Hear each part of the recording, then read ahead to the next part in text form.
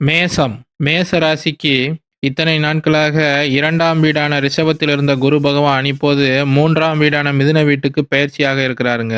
3ஆம் பாகம் என சொல்லப்படுவது புகழ், கீர்த்தி, வீரிய ஸ்தானங்க. எனவே 3ஆம் வீட்டிற்கு குரு பகவான் பயிற்சியாவது என்பது ஒரு நல்ல அமைப்பு தாங்க. மேசராசிக்காரர்களுடைய புகழ், அந்தஸ்து, கீர்த்தி ஆகியவை இதனால் அதிகமாகுங்க. இவர்களுடைய முயற்சிகள் வெற்றியடையும். முயற்சி ஸ்தானம் என்பதால இவர்களுக்கு நல்ல நல்ல ஒரு முயற்சிகள் எடுப்பதற்கான வாய்ப்புகள் இப்போது கிடைக்குங்க. 3ஆம் பாவகத்தில் இருக்கும் குரு பகவான் அவருடைய சிறப்பு பார்வைகள் மூலமாக 7ஆம் பாவகத்தையும் 9ஆம் பாவகத்தையும் 11ஆம் பாவகத்தையும் பார்ப்பாருங்க.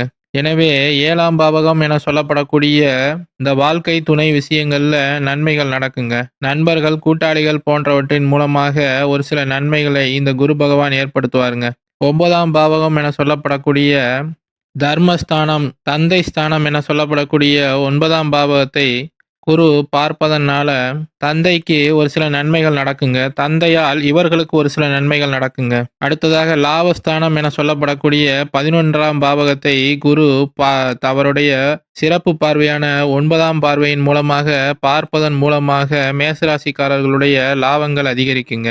சிறிய ஒரு முயற்சியின் மூலமாகவே ஒரு பெரிய லாபம் கிடைக்கக்கூடிய ஒரு அமைப்பு மேசராசிக்காரர்களுக்கு இந்த குரு பயிற்சியின் மூலமாக அமையுதுங்க.